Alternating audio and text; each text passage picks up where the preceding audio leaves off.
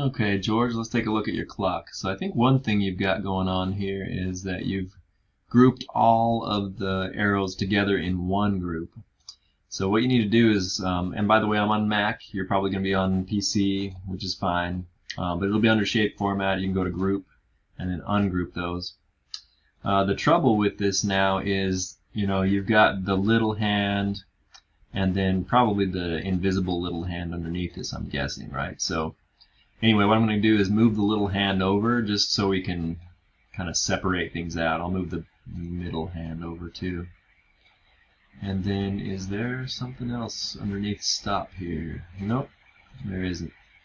So I think you're missing something with this as well.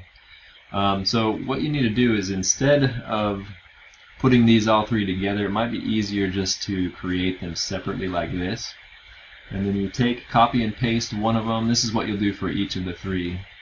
You'll make the other arrow like it asks you to do in the book. Put this down, connecting and aligning with the other one. Let's see if I can get these to align. So you can use the align option here to align center so that they match up. And then you've got it. And then you make this one invisible.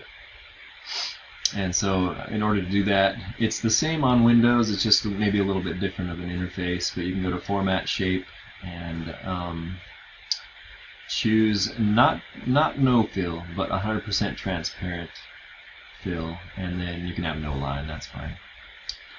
And then we group these two only together.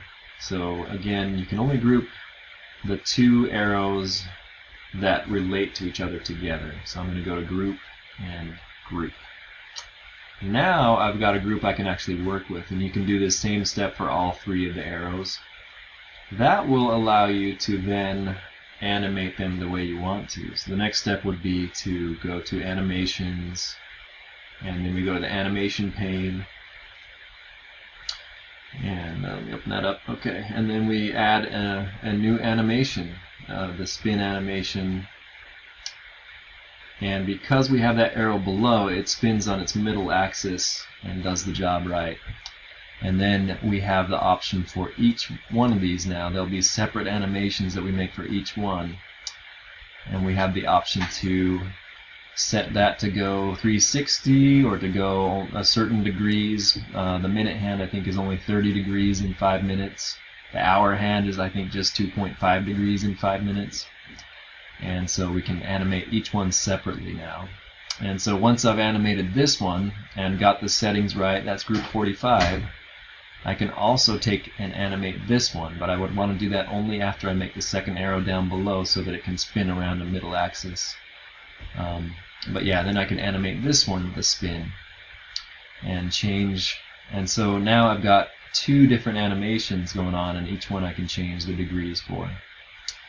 So that's, I think, what you're running into with the clock itself. It just needs to be split out. What I would do is follow this pattern where you take these out and have them be separate, make them animate separate, and then you can just move it back to the clock when you're done. It makes things a little bit easier, and just put this little circle in the middle on top of all of them so it doesn't look funny in the middle. But that should do it for you. Hopefully that'll help you out.